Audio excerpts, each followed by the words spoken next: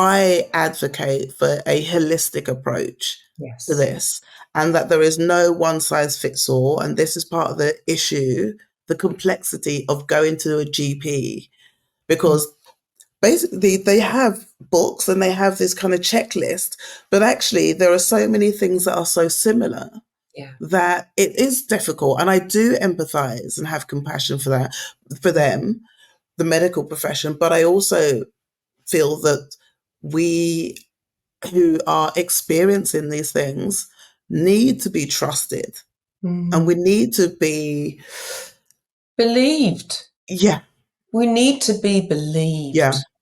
Because even when we turn up and we're not sure, we know in our gut something is wrong. So help us to help ourselves.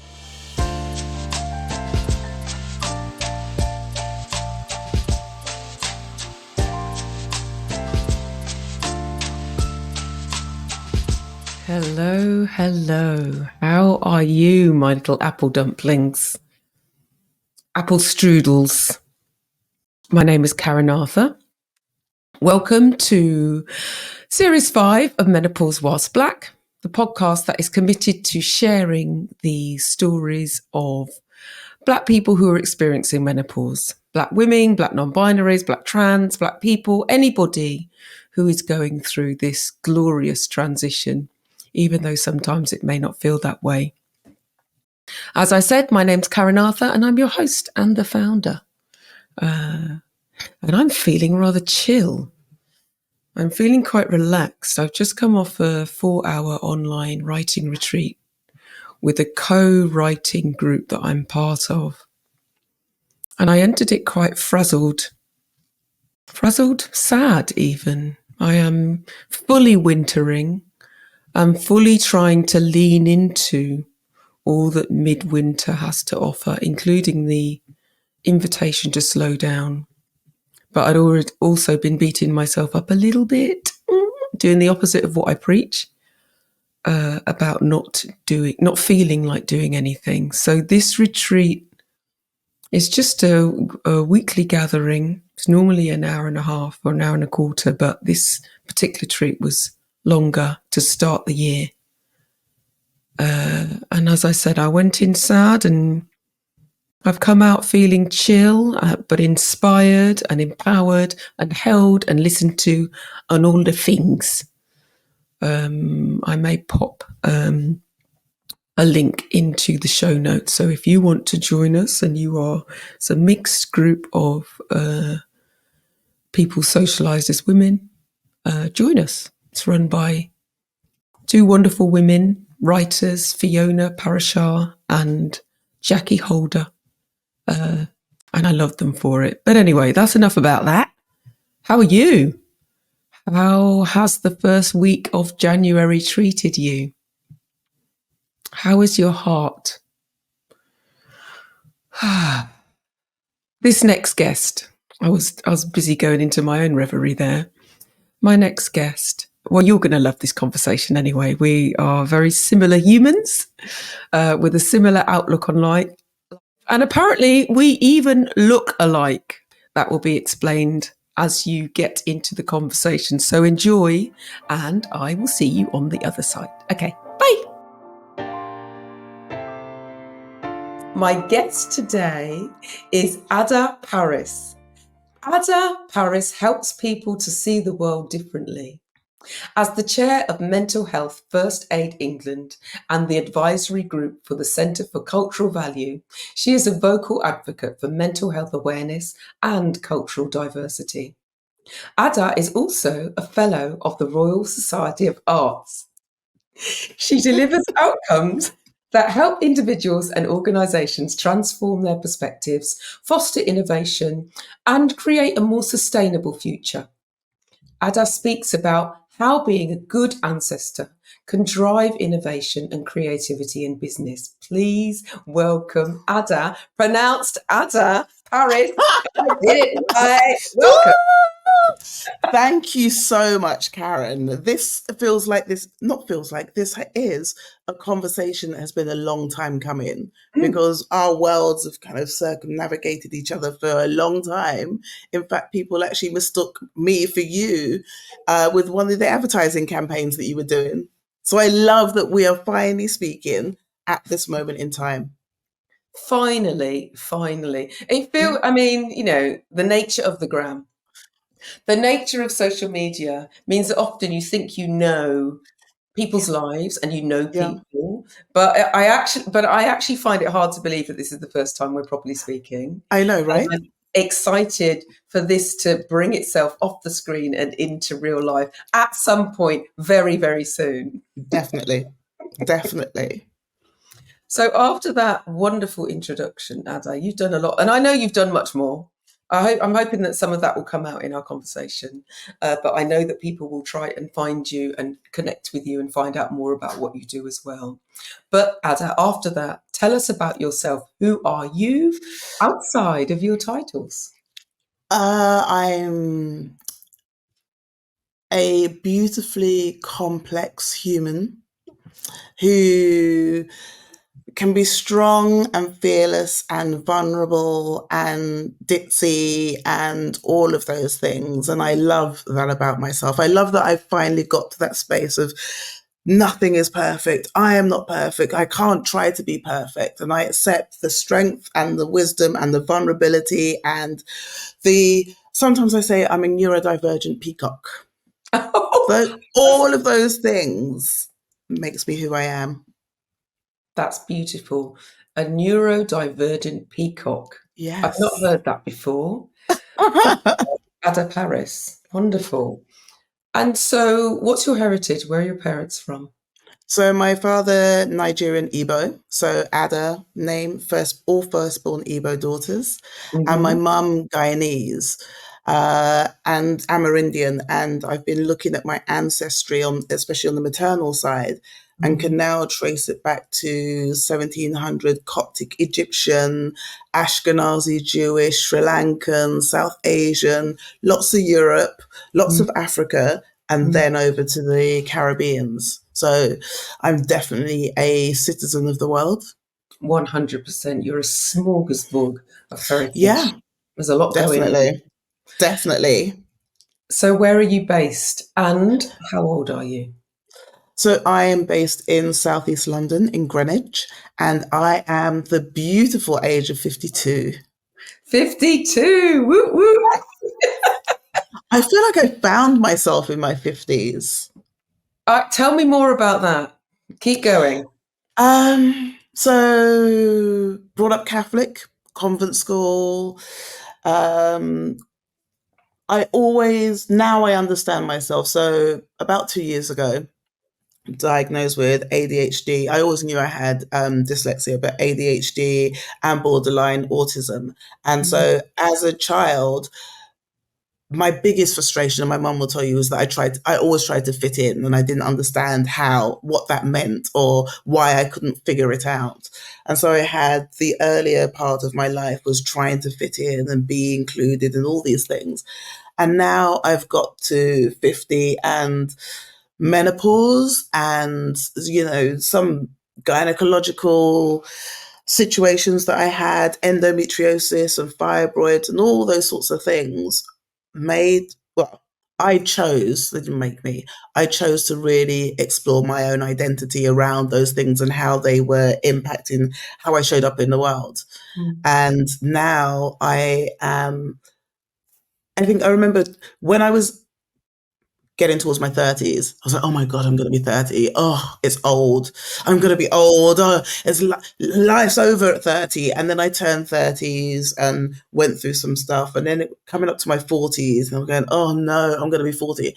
And actually, the other side of 40, suddenly all the crap that I used to think about, oh, I've got to hold my stomach in, I've got to look like this is what a woman is, blah, blah, blah. I went, oh, I don't have time. My 50s, the menopause, post surgery, hysterectomy surgery, I just went, I have no time for bullshit. Mm. And if it doesn't serve me, I'm letting go, and that's okay. And that I don't have to think that I'm not a people pleaser anymore.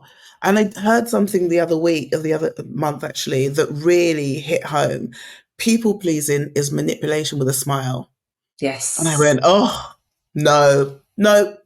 So I'm in this space of post, um, what, 7 years into my menopause journey. Last year, just over a year and a month ago, had a full hysterectomy, and I've come out the other side, and I'm still emerging the other side, but I'm in this body now that is not always in pain. I'm not in chronic pain, and I didn't realize how much that impacted how I show up, how I interact, the sense of value that I have for myself, and where I was compromising some of that. Gosh, that is going to it's resonating with me. I know it's going to resonate with so many people. You've also answered a lot of my next questions, so could you? It's my own fault for asking you to expand. She's going on. No, no, no. I love what you said. The sentence, manipulate. Say it again. People pleasing is Is manipulation with a with smile. a smile. Wow. I just want that to land before we move on, because that's such a sentence. And if you remember that, it's like, oh, maybe I don't want to do this, you know? Yeah. Yeah. So, who taught you about menopause? Don't forget to drink your tea. Oh, We're yeah. both No, tea. thank you. Let's take another I'm sip. drinking mine. Okay. My mum was the first part because mum had her own journey of. I come from a family of. Mum's the eldest of 12.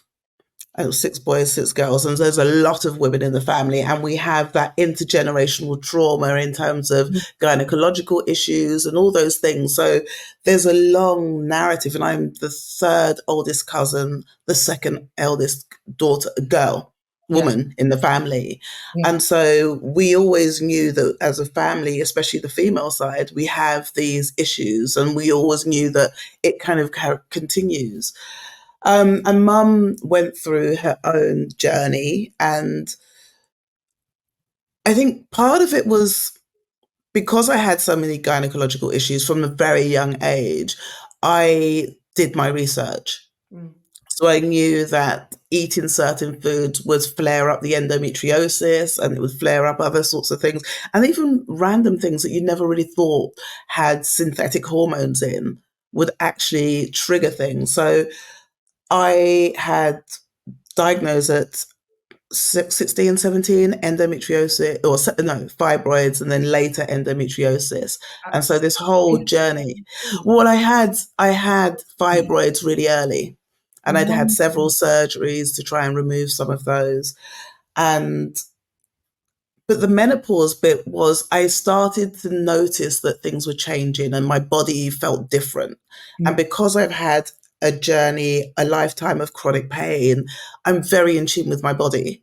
And so one of the things I say to people, to women, is you know your body best. Yes. And if something's different, then believe yourself and don't worry don't you know that something's changed. So that was what happened for me. For the first 2 years of that journey, so 43, I started having night sweats. And I would wake up in the middle of the night and my bed would be cold. And I'd feel it, and the mattress, everything was wet. And so I went to the doctors and they said, oh, you're too young. And I said, look, don't fob me off. But it Did you took say 2 years. Did you? Yeah, of course, I love yeah. that. By Good. that time, yes, definitely. Yeah. But they were going, oh, you're too young. And I said, look, I know what's happening. I know there's something. Send me for the test. They went, oh, well, but it's really sad that, and this is one of the reasons why I said yes to some of the stuff that I do. It's really sad that if you're not articulate in a certain way, if you're not educated in a certain way, if you don't know to stand, if you don't have that for whatever reason, and it's not blame, it's if you don't present in a certain way, you're not believed. That And that's why I do the work. 100%, 100%. And it's interesting because one of the many things I say about when you go to the doctors to learn to advocate for yourself. And that's easier said than done. Yeah, It's easier definitely. and especially when if you're just coming into menopause, you kind of know something's changed, but you're not sure what's going on. You sit in front of a doctor, which we've all been socialized to believe, Yep. the minute whatever comes out of their mouths, when sometimes they're as much as in the dark as we are. And And you sit completely. there and they tell you that, and it's like, well, what else can I do? It's crushing. So it's refreshing to hear you say that. But also, I'm hearing of more women who are saying, nah, I'm not having that. Yeah. Or just going, you know what, I'm going to speak to someone else. And Yeah. it's crucial that we trust ourselves. It's one thing to know yourself, isn't Yeah. it? It's another thing to trust that knowledge. Yeah. Because if one person you believe in says, actually, you're wrong, it's likely you might go in the other direction. Yeah. So two responses to that. The first is that what I suggest women do, is start a diary. When you start to notice the changes, because medicine and lots of these things is based on data and insights and patterns. And so if you can keep record of your own patterns, even if you think, and with menopause, there's so many symptoms that no two people experience it the same. And I went through loads of symptoms and then they changed. And I thought, oh, this is something else. And you get dry skin and your teeth hurt, all sorts of things. Yeah. So I said, keep a track of what's happening, because then you can go and say, look, this is why I know something is different. Yeah. And that's really important. And I've forgotten the second one. It will come back to you. Menopause brain fog, right? That's also one. All the time. This is Yeah. my life. I Oh, think yeah. also, if you're someone who doesn't like to write things down, or that's not your thing, there are apps you can do that, and you can print the data off. So Balance app, Stella Yep. app, I believe Yep. there's one called Operi, and there's probably more, like the period trackers. Yes. Certainly, I know the Balance app, you can keep a diary and then somehow, with the magic of technology in the 21st century, print it off, take that to your doctors and go, look, And the other thing that's changed is that I have many different wonderful women around me from various different groups, and I'm one of the eldest in a lot of those groups. But talk to each other, and don't we have also been socialized that you can't talk about the personal bits, because you can't talk about the fact that you might be feeling dry down there and you might be all of these different things, and you notice lumps and bumps, and we're afraid to talk about them. We know our bodies best, and we can have those conversations, because there's a particular group of women that I've known probably 10 years, and we're in a WhatsApp group, and over a period of time, it's been beautiful to see this shift in the types of conversation. Because when I was one of the earlier years people who started experiencing menopause and they spoke about it, there was like, oh, you're kind of letting it ruin your life. And then suddenly people are going, oh my God, these symptoms. And so now I'll say the younger women who are coming through are going, thank you for talking. Thank you for saying that. I mean, we've got this group now where people are going, who's got the best collagen, plant-based collagen, who's got using HRT, who's using estrogen, all of these things. So by the time the slightly younger of the group come through, they are well informed. Yeah, they'll know. And I Yeah. think that this is why the podcast exists. It's about talking. It's about breaking down those stigmas, recognizing, that you're absolutely not alone. And the conversations are rich and funny. A lot of my WhatsApp groups are full of vibrator talk, I'm not going to lie. But still. Or discounts, or this kind of thing. And you're absolutely right. We are, especially in our community, there's that thing about, what is it, not airing your dirty linen in public, not chatting your business. What will other people think? But you know what, even down to that, you just said the vibrator talk, that's something that people don't talk about, but it's heartwarming to see that more and more people are actually having those kind of conversations. And I think you can't have, what we do as humans is we segment things. And we go, this is who I am at work, this is who I am at home. And I'm going to talk about this, and we can't talk about any of the other stuff. And I'm going, if you're talking about menopause, the whole journey, you have to be able to talk about sex. You have to be able to talk about pleasure and intimacy and all those things, because they are all interconnected. So it's not airing business. It is actually recognizing that I am a whole being who has this whole holistic range of things that will happen. And it's better to understand that, yeah, probably during the menopause, your libido may drop down. You may not be as interested. It may hurt in different ways, all those things. How can I still have intimacy and pleasure whilst going through this? That's And why I think it's also, important. yeah. And I mean, I teach a dance class on a Monday morning, like a breathe and stretch. It's not Monday, it's Friday. Anyway, I don't take to bed on a Monday. But anyway, and we had a conversation about pleasure today, because the last question is, how will you seek? It's usually, how will you seek joy today? Intentionally seek Yeah. joy today. And because we've been talking about pleasure, intimate pleasure, sex, I said, you know what? I'm going to ask you that question, because pleasure isn't selfish and it isn't just about sex, you know?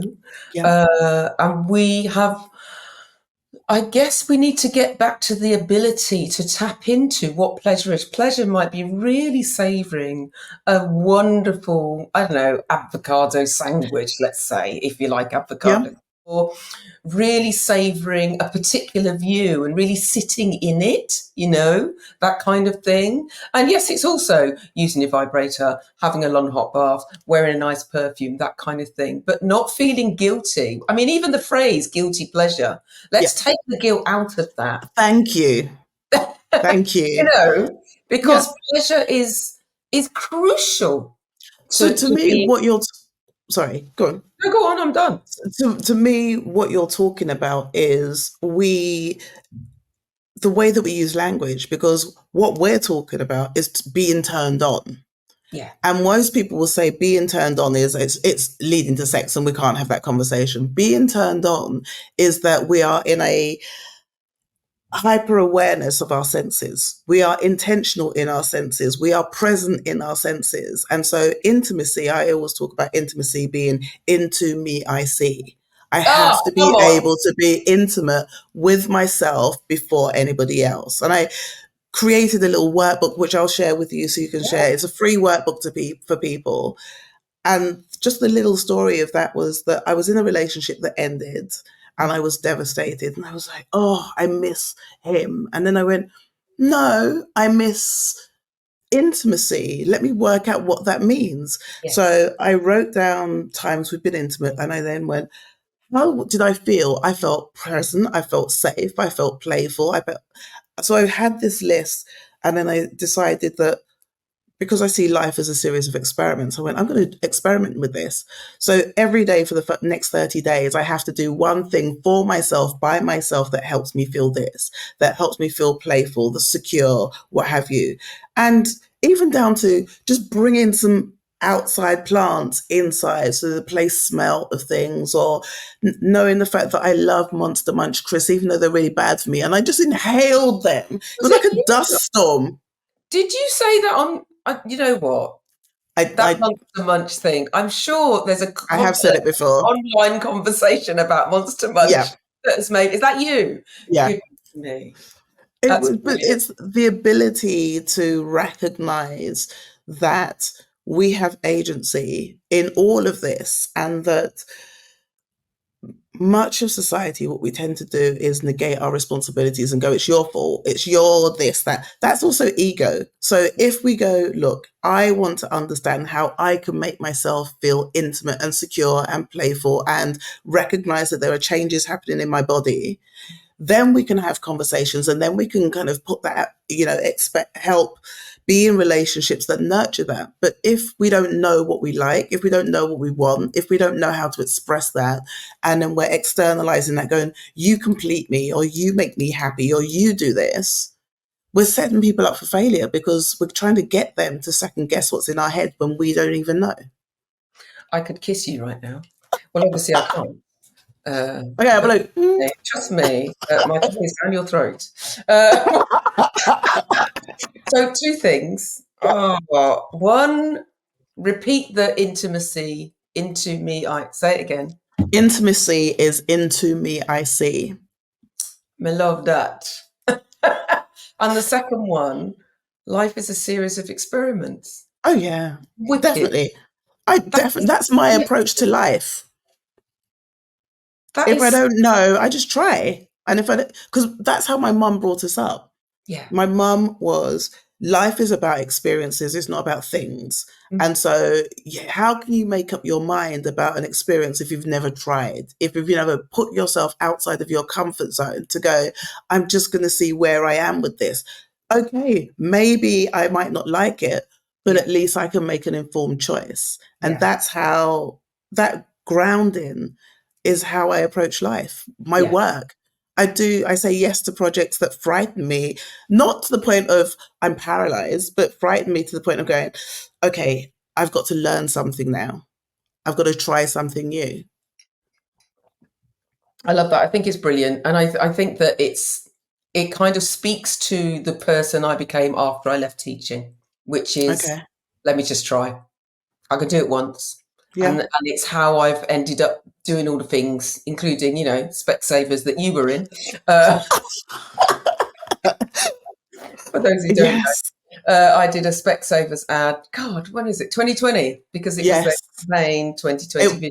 They've been waiting years to say that. And my face was on, on leaflets and on sides of buses and that kind of thing. And Ada, what happened? I was bombarded with photos from my friends going, oh my God, I didn't realize you were doing your modeling. They saw photos of Karen on posters. It was just your eyes, wasn't Eyes, it? my It eyes, was the yeah, eyes and the glasses. And so I had Facebook, Instagram, WhatsApp messages going, oh my God, I've just seen you on an advert. I'm like, to the point I went, well, did I do this and forget? Because how are so many people messaging me? yeah, And it yeah. was you. Well, there you go. There you I go. know. Such a rich conversation, and I'm not even a third through the questions. Could you just we've gone off piece, but I'm loving it.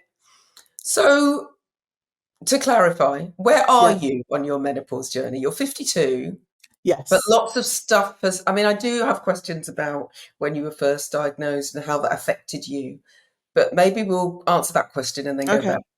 Go for it. So, So, first real menopause symptoms was around 43. And that was first 2 years of night sweats and all sorts of things. And then I, my period, so I had very heavy periods, and that was down to endometriosis and fibroids and, that whole, um, turbulent time yeah. of trying to be diagnosed and understand and manage that. Mm. And then I went through a period of, there were lots of symptoms like, night sweats and hot and cold flushes, and eventually ended and managed to get myself onto HRT. And I said managed to get myself on that because it was a battle and it's Mm. not always so easy for people, and got onto HRT. But my endometriosis was getting worse. And so we tried all sorts of things, acupuncture, diet, the works, and eventually went from HRT patches, which I now understood for me personally, that made me depressed and I didn't realize.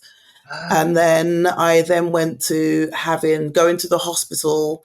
Uh, Shout out to the McNair Centre at Guy's and St Thomas's Hospital. They were amazing for me, mm. absolutely amazing. In fact, I actually took them some thank you presents in. They were so helpful, and they believed me, Yeah. and that was more important. They believed me, and the duty of care that they had was wonderful. So I was going there every 28 days to have an implant put in my stomach to try and help, and I had to take some tablets. And we'd had the conversations over the years about possibly the need to have a hysterectomy, or the choice rather. And I'm fortunate that I am one of the Black women who it was a choice, that I could have the conversation when, if you're not ready, that's okay. We'll take it off the table, but know that if and when you are ready, you can have that conversation. And it got to the point where everything we tried just stopped working. And then I was increasing the amount of painkillers I was having. And I went, look, I'm in my 50s. I haven't had children. I'm not going to have children. And I've spent a year thinking about the possibility of having a hysterectomy. So I had the whole freak out before, and then I got to a point and went, okay, I'm going to do this. And I worked with the hospital and I said, I want to meet the surgeon. I want to meet the consultants. I want to have these conversations before I definitely say yes. And they said, you can do all of that. And even if you sign the release form, you can always change your mind. That's And amazing. so, yeah, but That's so that's the point that we were talking about earlier. You have to, that sense of being able to have those conversations can make a big difference. So eventually pushed it and then had the hysterectomy 2 days after my birthday last year. So my birthday was the 2nd of November. On the 4th of November, I went into surgery, had a full hysterectomy. So they took everything. And I woke up. I remember waking up in the recovery room and the backs of my knees were sweating. And it was like, oh, this is menopause. Because it was just this whole body, I was like, oh my God. Oh wow. So that I was in hospital. I wasn't in hospital long, actually. I was in for probably 24 hours after surgery. But I woke up and went, okay, yes, and they give you the option. Yes, I want to continue down the HRT route. No, I don't want patches. I want the gel. Mm, mm, And it works. So I mm, am post hysterectomy, induced full menopause. mm. And I still use the HRT gel because I've tried stopping and I noticed that what happens is I get that anxiety that's like a furnace in your belly that just comes up. And I've never experienced depression.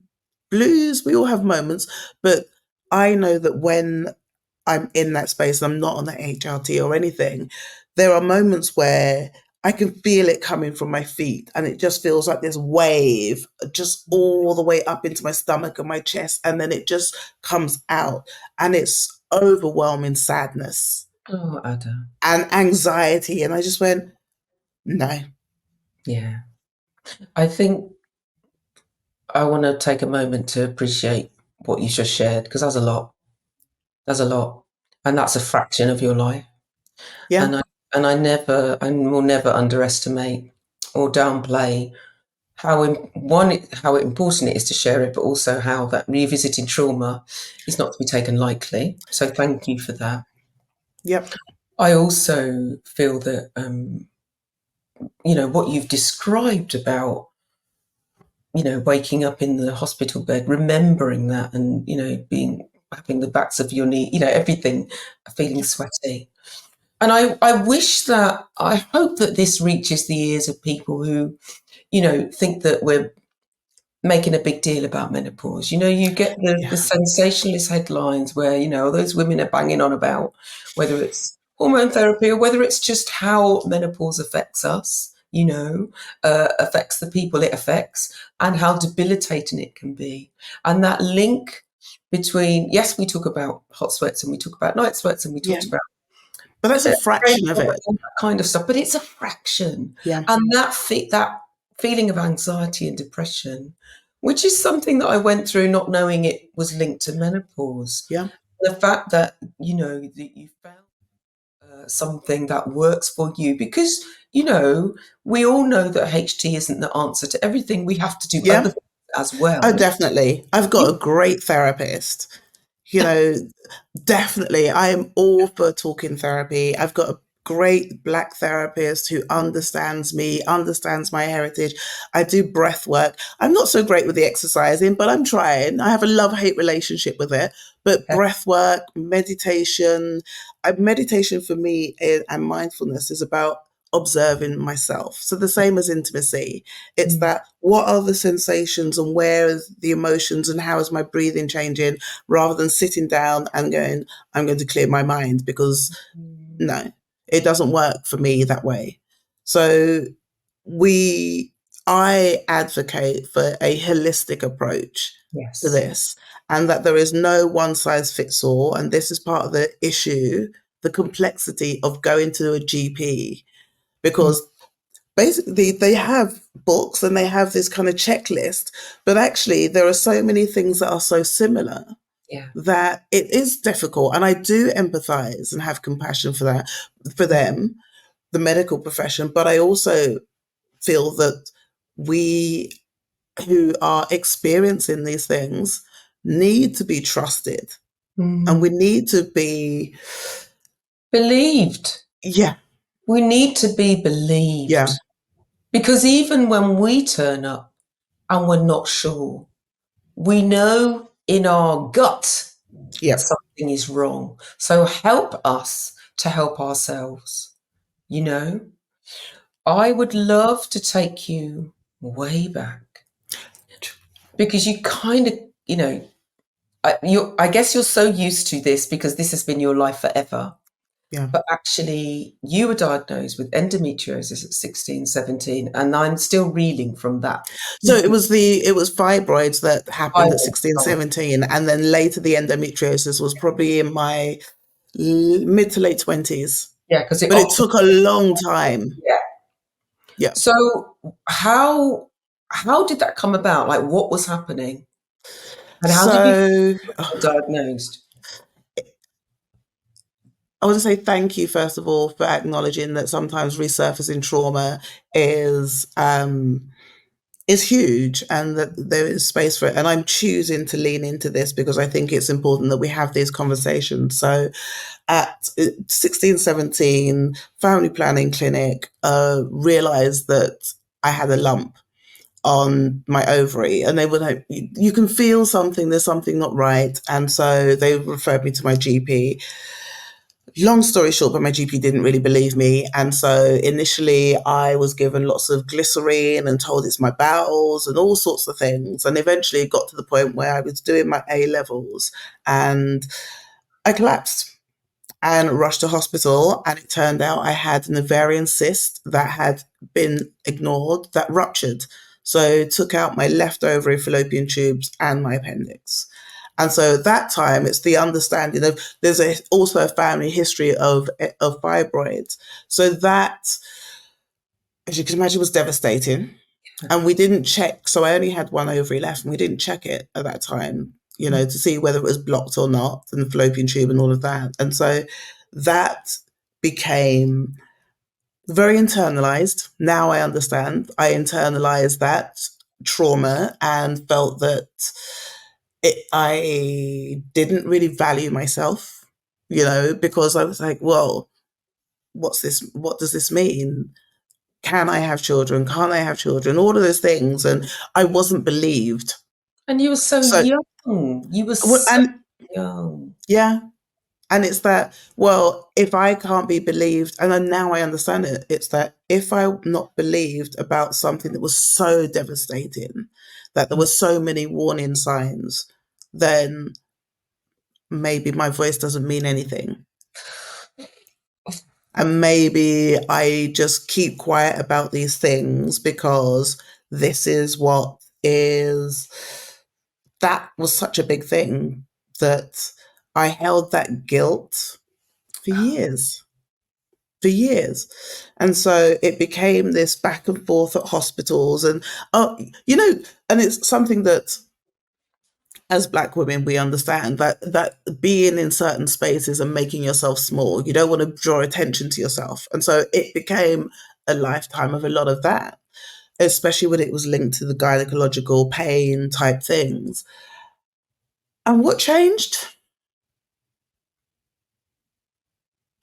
What changed is in my 20s, and it's funny, I haven't really thought about this before, but I had a really serious car accident in New York and with my cousins. And during recovery, I went, as long as I have my health, I'm okay.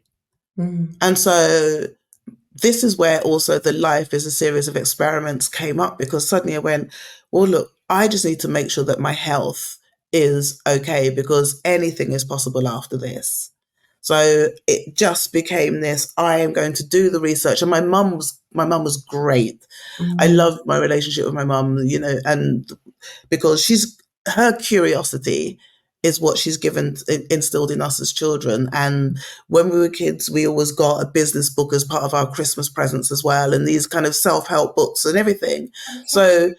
mum would do some research and send me articles and books, and so it was really my mum and I having these conversations about, well, have you looked at hormones? Have you looked at the gut? Have you looked at food? Have you looked at all of these different things that could help you understand and navigate? What was the African Holistic Health and Ilana Van Zan and all of those kind of things Yeah.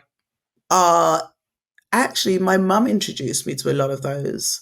Just going, look, I don't know, but maybe this can help you. Maybe you can find the answers that you need in these things. And so actually, I've still got a lot of the books in the cupboard. Mm. Sisters of the Yam, my mum introduced me to that. So it's been that journey of I am responsible. I need to take firstly, I need to take ownership and responsibility of my relationship with my health. Mm. And that means I need to do the research because no one doctor, unless you are a millionaire where you have your own private doctor who is just focused on you, you recognize that when I go to the GP surgery, I'm like, okay, I'm come with a list. Yeah. Bang, bang, bang, bang, bang. Same. These are the things Same. because I know you've probably got 15 minutes Mm. and I'm that person that I will go into the GP surgery, especially if it's around lunchtime. Have you eaten today? Have you had the opportunity to just take a breath? Yeah. Because Yeah. if not, I can run to the shop and get you a sandwich because I know that there is the pressure on them to perform and do the things. And we're coming in going, I don't really know what's going on. And the two aren't, they Yeah. can't mesh in the Yeah. way that would be beneficial for all of us. Absolutely. Absolutely. You sound like the perfect patient. You go in with your list and then you get them food. Sounds great. I'm like, well, so it's like, look, I get it. I get it. I understand. I can have empathy and compassion, but I also need you to work with me. And so, Yeah. in order for you to work with me in a way that can help me understand what's going on or help me find a solution, it's the same way. My mum brought us up. Every time the postie drops something through the door, even if I'm working, thank you. Yeah. Christmas, they get a letter, a little card with something. It's that sense of nobody owes us anything. And so people are making choices about the fields that they work in. And so it's for me, it's important to also understand that they are under pressures. Yeah. So you would get this as a teacher. I was Yeah. trained to be a primary school teacher. The reason I'm not is because I don't want to deal with that crap. I don't have the patience or the inclination to deal with all of that nonsense. And so Mm. when I'm doing my talks around, I do lots of keynote talks and they say, we are still in this pandemic, whatever Yeah. this is. And most of us, as devastating as the pandemic has been and Mm. continues to be, we needed to slow down. And most of us would not be here if it wasn't for people who didn't look like us, who had a different lived experience. And so kindness takes nothing.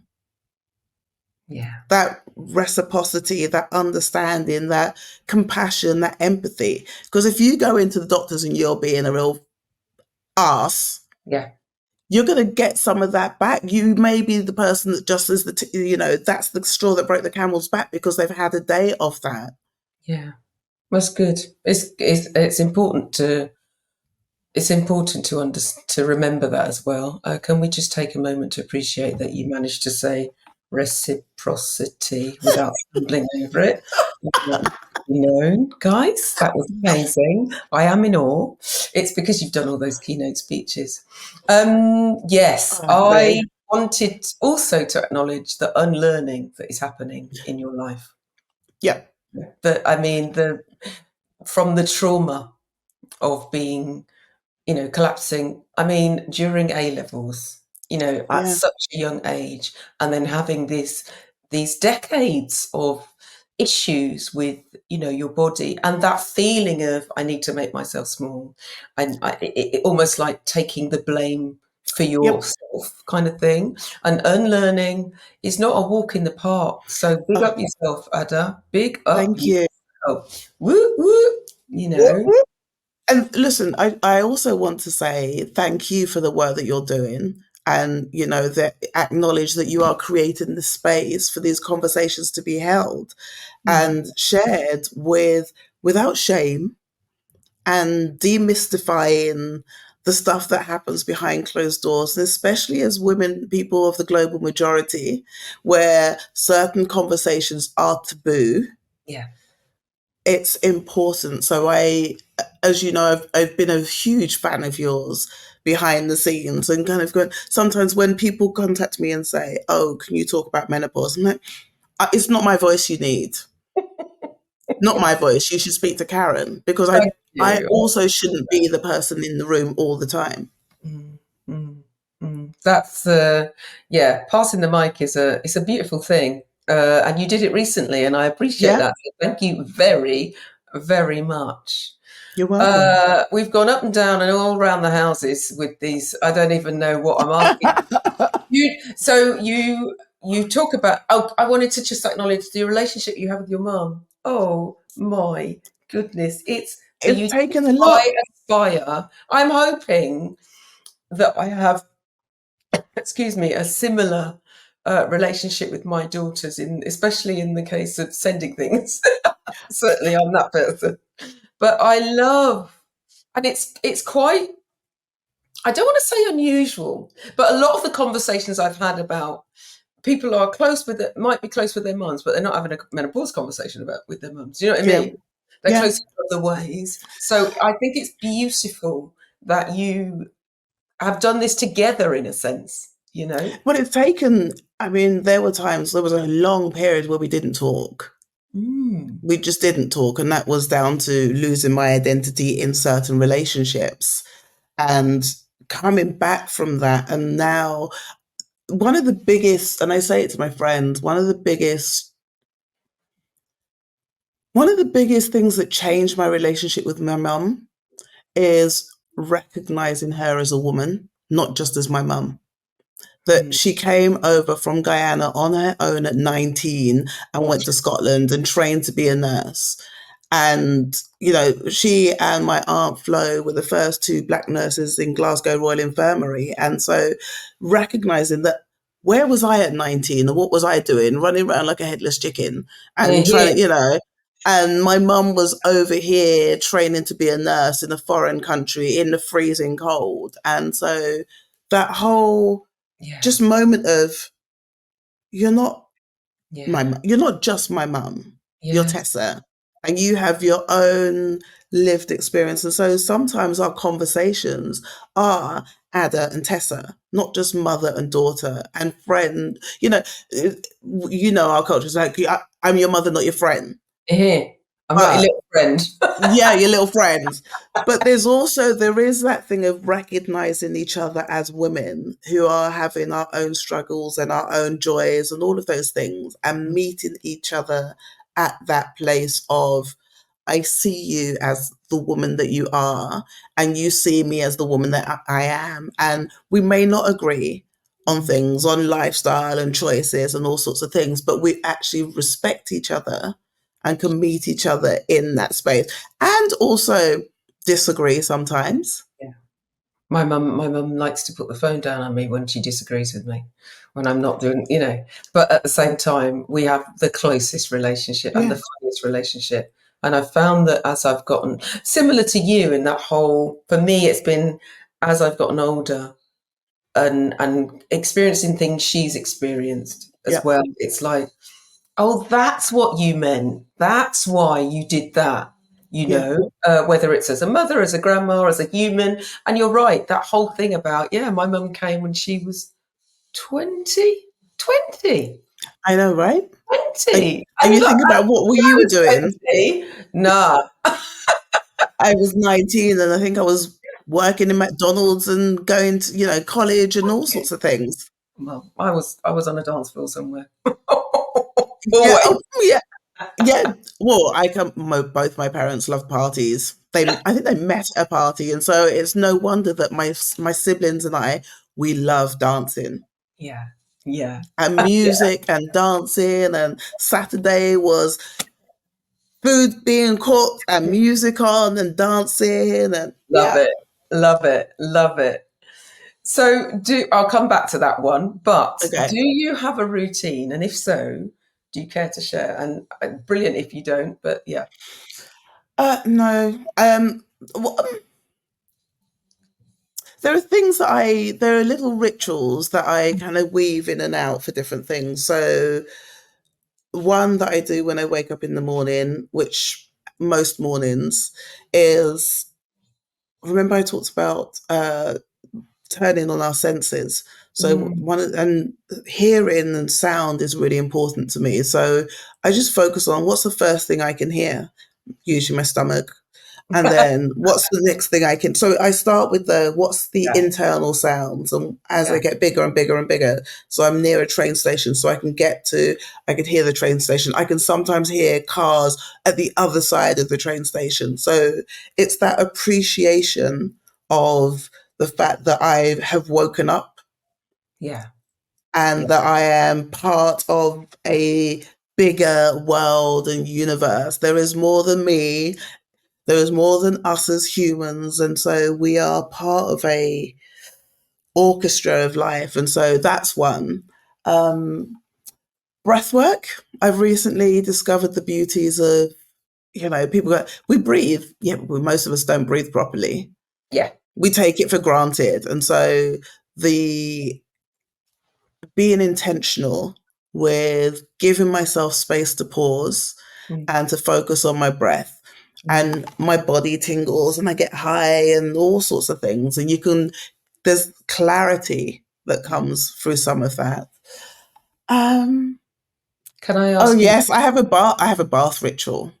Okay. Tell us more. So I love a really good bath, and I have these little candles that I bought called Selfcare candles, and they burn for 20 minutes. And so Okay. what I do is nice bath, Epsom salts, some music on, usually some kind of jazz or blues or something. And I will get in the bath and I'll light the candle. And I cannot touch my phone. I cannot touch my book. I cannot do anything. I just lay there watching the candle and with my thoughts for 20 minutes. Because if I can't do that, something is seriously wrong. Yeah. I'm going to need the link to the candles, I will definitely send you name, those. and I'm Yeah. going to need to know if somebody wanted to learn about breath work, where would you send them? Oh, there's a great app called Othership, Othership. which, yeah, which a friend introduced me to. And it's really, I was just going to share a bit of a annoyance, I think. And it Okay. just really, it links to the work that I do in asking a question, what type of ancestor do you want to be? So people talk about Wim Hof, and yeah, great. But we have to remember that most of these techniques and things came from other cultures. And somebody has just rebranded and relabeled it and reskinned it and said it's this. So Mm. whilst I appreciate that he may have helped to get it out there, he's learned that techniques from other places, other cultures, the global south, our ancient wisdoms. And so I'm always mindful of making references to or recommending things because I'm also mindful of the fact of what's the origin story and whose narrative and whose story is being erased Mm. in bringing that in amplifying the practice or the technique. Yeah. Yeah. Thank you. Thank you for sharing that. And you're absolutely right. And Wim Hof does get a lot of press, but he's also at the top of the food chain, So there's Yeah, that. yeah, but that's also why I call it out. Yeah, yeah, 100%. Thank you for sharing that. I love the idea. I love a bath ritual, but I am not so much. I mean, I take my rechargeable friend in there, but I love the idea of the whole candles, that only burn for a certain amount of time. So that's also Yeah. a way of meditating. So I think that's wonderful as well. So yeah, I will share that at some point in the show notes. What? How? No Well, question. if you send me an address, I will gift you. I will give you the gift of time, and I will send some to you. Well, you're lovely. You're now definitely my bestest friend ever. Sorry to Well, everybody who I thinks. think that you and I need to go dancing. That's what we need to do. Watch out dance floors. That's all I can say. Get yourself to St Leonard's, Oh, honestly. definitely. So, are you drinking cold tea? You're drinking cold tea, aren't you? Yeah, I know, but it's flavored. I mean, it's better than squash. True. How do you celebrate yourself? Oh, I'm very good at self-care now. Very good at self-care. So I am probably more introverted than extroverted. So I do, everything is a spectrum and what have you. But what I do is I'm very good, and all my friends and people around me know that I will just go, nope, I need me time. Yeah. And I just, when I speak at a conference, if I get really high straight after, I know that I'm going to crash. So, and it's more physical. So what I do is I go, I'm not talking to anyone for a couple of days. Mm-hmm. And I may just go, I'm just going to stay in bed, and, delivery foods will be my friend, because I have to give myself that time to Yeah. just be. But I, oh God, see, I've forgot the question now. Well, whilst you're all there, Yeah, I was going to say, did you learn that the hard way, or have you implemented that? I learned the Uh, hard way. yeah. I learned the hard way because I have very bad stage fright. But I No. still get up and do the talks because the Audre Lorde's quote about, um, when I'm in service of my vision or my mission, my vision, I can't remember, it becomes less and less important whether or not I'm afraid, something like that. So the Mm. paraphrasing of, Yeah. I believe in what I am doing. I never go in and say I'm an expert. I ask questions. And if I can get you to think differently, to ask yourself questions, it's a success. Fantastic. I love that.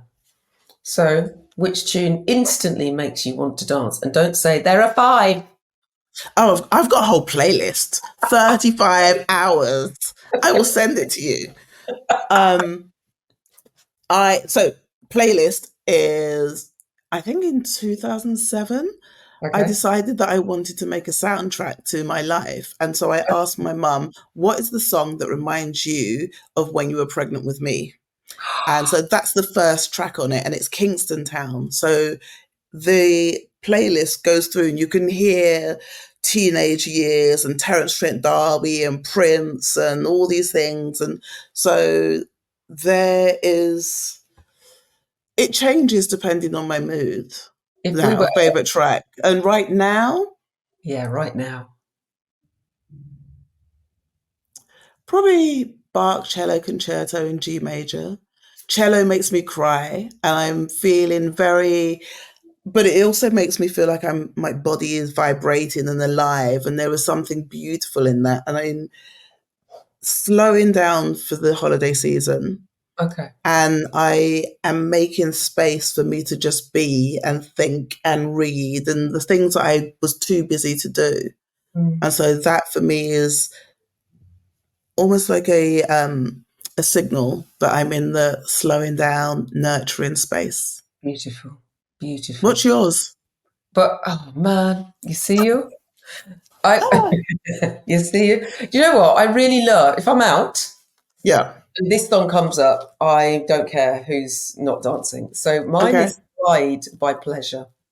Oh, I don't know this. A funky 80s track that has a little story. Um, Okay. and I absolutely love it.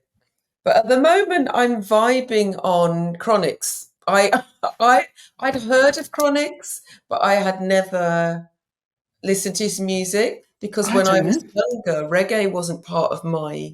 I was into jazz funk and Okay. soul and Motown and stuff like that. So reggae kind of passed me by, and I'm the kind of person if I was out and I was dancing and reggae came on, I Yeah. would sit down. I carried some shame around this, I will say, because Okay. there's a part of me that thought I wasn't black enough. But that's a whole podcast. Ah, that yeah. Anyway, and then I went to Mexico 2 weeks ago, and I Huh? stayed. I hung around. Fro Family Travels. They're on Instagram. It's Fro Family Travels One. It's a little family, AJ and Chinique. And AJ, they play Chronics every morning, and there's one song called "Never Give Up," which they Okay. dance to. So they've got the baby swinging and the 6-year-old dancing, and AJ's in the kitchen Oh, waving his hands in the air, and it's just, it's wonderful. And since I've come back, all I've listened to is Chronics. I'm gonna look that up. And as you were saying that, what it made me think of is actually I'm going through this beautiful phase of Afro house. Mm. Really, actually, it was Spotify. Spotify does the genre that you've played the most this year. Oh It's yeah, Afro house, it's Afro tech, because I love electronic music as well. I think that there's something, as I've learned to create soundscapes, yeah. I have a deeper appreciation for music and polyphonic music, especially, which is Mm. our heritage. So there's a couple of really good playlists that I will put on. I mean, listen, I put them on. I've got my own little laser show in here, and I'm dancing around my flat. And my neighbours must I think, love "What this. is going on?" But I do. I get up and I've even been known to put a cat suit on, and I'm in my flat. Nice, nice. Because we need it. We do, we do. We need to shake it off. There's enough going on in the world, for real. Last question, Ada. Okay, Last question. okay, I'm ready. Hit me. Are you ready? What's the one piece of advice you would give to any black woman listening to us now?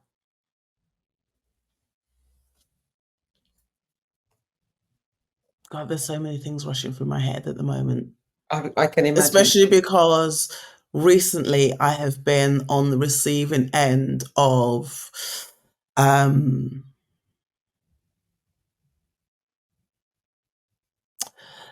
violence, emotional, Mm-hmm. psychological violence from some white people. Mm-hmm. So I would say protect yourself, but be mindful not to go too far down a path that means that you have these almost impenetrable barriers up, because we still need to let people in.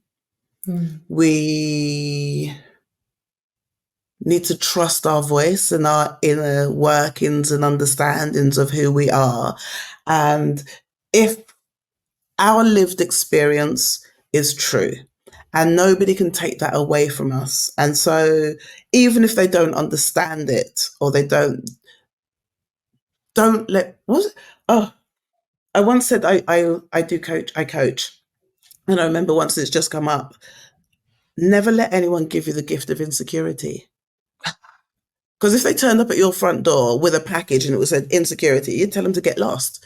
So don't allow that. We have choice. We always have choice. Mm. So don't allow that in, because they're feeling better then, handed it over, and we're left going, well, what about me?